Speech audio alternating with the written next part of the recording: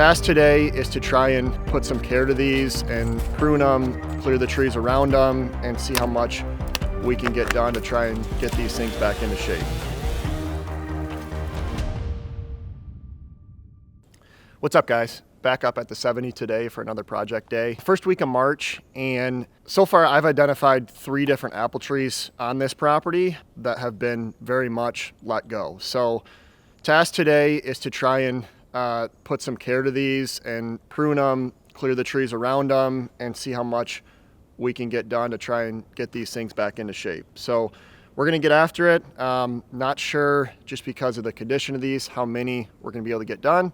But we're gonna try our best and see what we can get knocked out. So we'll get after it.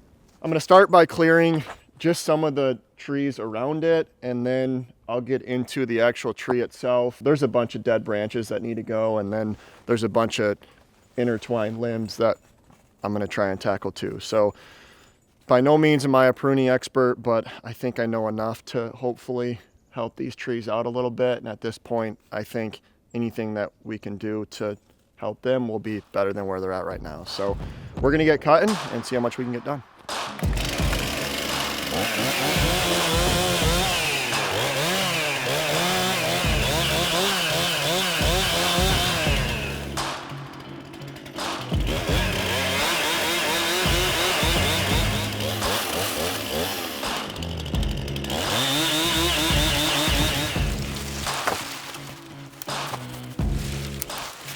Well, I just got finished up clearing what I would call the competing trees around it. There was just a fair amount of autumn olive and then some smaller maples. So now I'm gonna get going on the tree itself.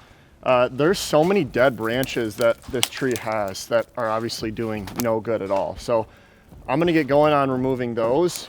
And then after that, there's so many intermingled branches and limbs that it has too. So we'll tackle that.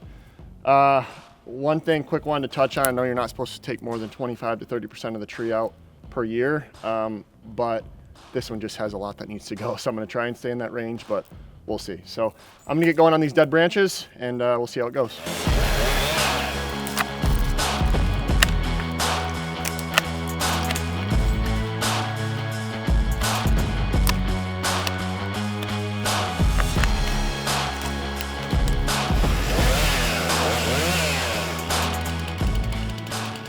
I got this big cherry that's probably within 10 yards of the tree. It's just competing with so much sunlight, and then obviously nutrients in the ground too. So I'm gonna take this one down.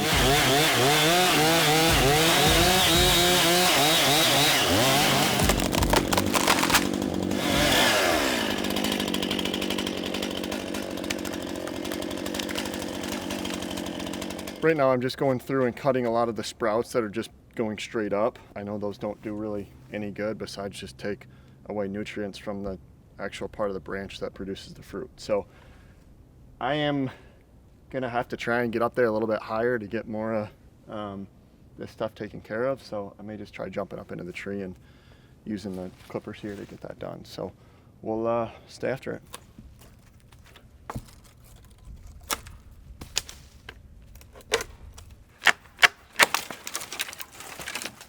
Well, I'm gonna call it quits on this one before I do too much damage. Definitely got carried away a little bit.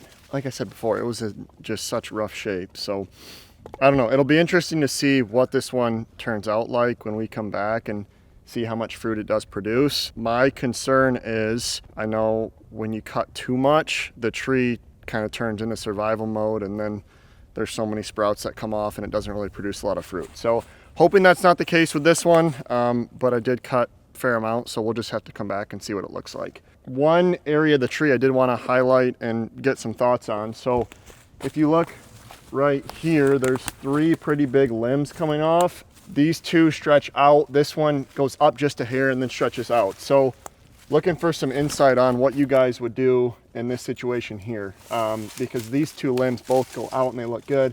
This one comes up, so maybe this is the one to do, but at the same time, these limbs both touch each other here. So as I mentioned, I don't want to cut too much here, so I'm just gonna leave it be, and then we'll come back and see what it looks like later on this year. So one tree done, we are gonna head to another one and get going on that one.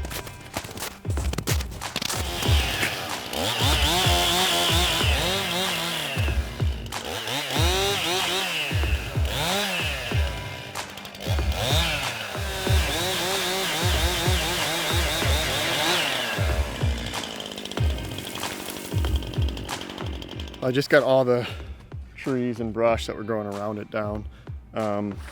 Once again, a lot of autumn olive, and there was a couple smaller maples and a couple other ones too. So there's a lot I got to get dragged out of here, and then we'll get that taken care of and get going on the tree itself.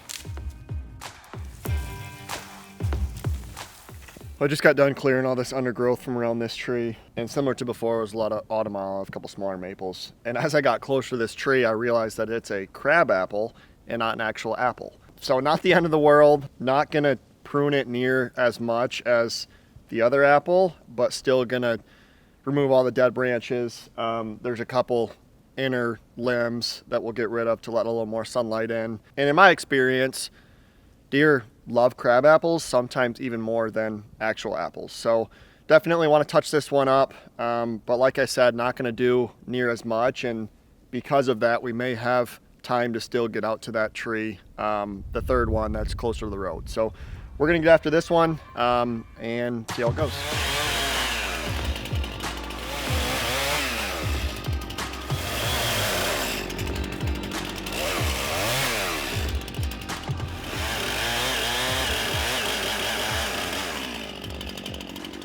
So that's about it with this one here.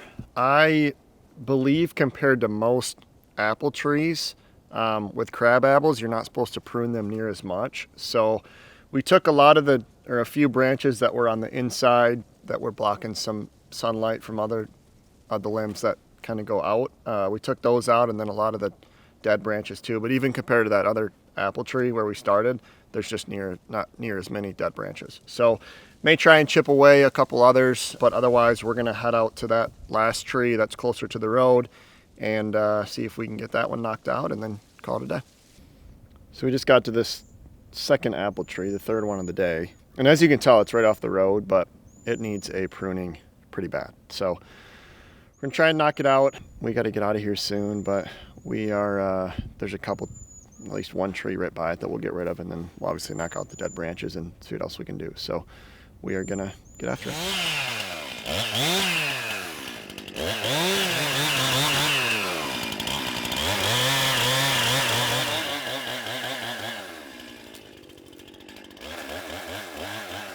So this tree just has a lot going on. That's not very great, but I just took that bigger limb down because it was cracked off all the way up top, and you could see there were so many sprouts just going straight up in the air, which I know is not a good thing. So I'm gonna get going with the clippers now and just try and at least get a lot of the ones that go straight up. And this is definitely gonna be a couple year process on this tree in particular. So we'll see how much we can get done. Don't wanna do too much, but definitely gonna keep chipping away at it.